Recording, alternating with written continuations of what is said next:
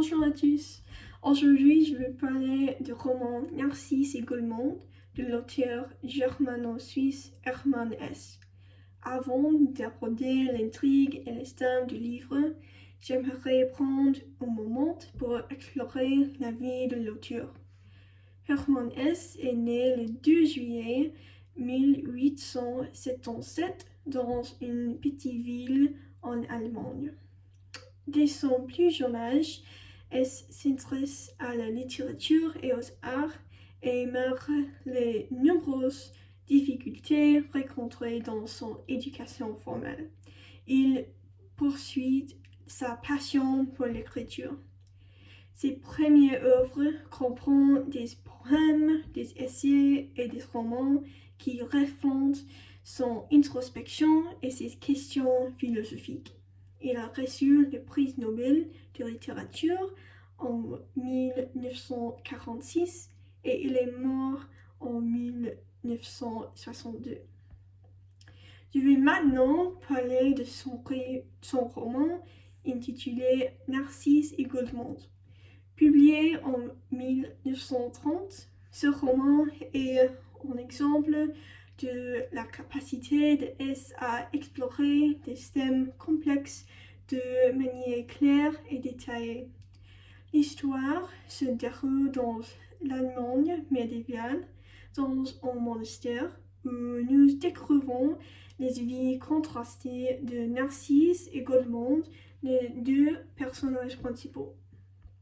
Narcisse, au moins intelligent et discipliné, fait preuve de recherche intellectuelle, de la connaissance et de l'illumination spirituelle dans l'environnement structuré du monastère. D'un autre côté, Goldmund, un esprit libre et une âme d'artiste, cherche un sens à sa vie au-delà de l'institution. La tension entre ces deux personnages certifie conducteur au récit, explorant le contraste entre l'intellect et les émotions, la recherche de la connaissance et la recherche de la beauté. Le voyage de Goldmund est au cours du roman.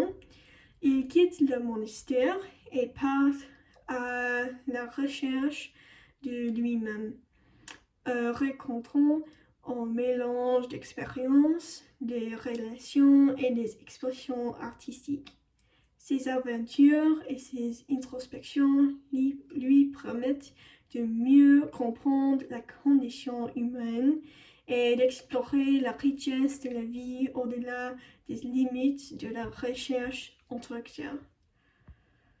La prose de Hesse dans Narcisse et Goldmund est un mélange de beauté et de profondeur philosophique.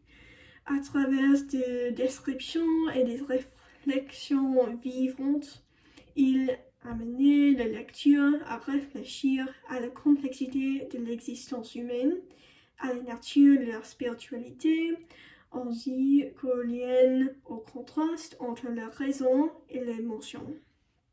Le roman est également une réflexion sur le pouvoir de transformation de l'art. Goldmund, artiste dans l'âme, trouve un sens à la création de beauté, tant dans la sculpture que dans la relation humaine. C'est cette exploration de l'esthétique ajoutée une couche supplémentaire au récit invente les lectures à réfléchir à l'importance de l'art dans la formation de notre compréhension du monde. En conclusion, Narcisse et Goldmund est un livre qui reste d'actualité, même si se situé dans un contexte historique.